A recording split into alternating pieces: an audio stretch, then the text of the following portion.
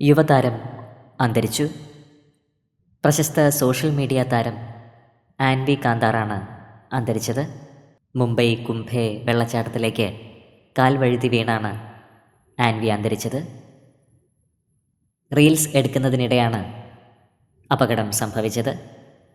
ആൻവിക്ക് 27 വയസ്സായിരുന്നു.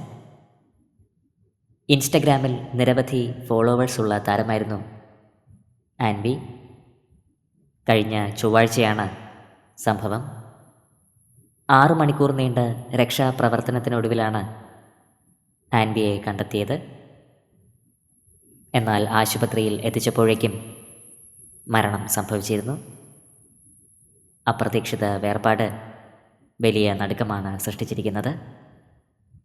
ആത്മാവിന് നിത്യശാന്തി ലഭിക്കട്ടെ എന്ന് നമുക്ക് പ്രാർത്ഥിക്കാം.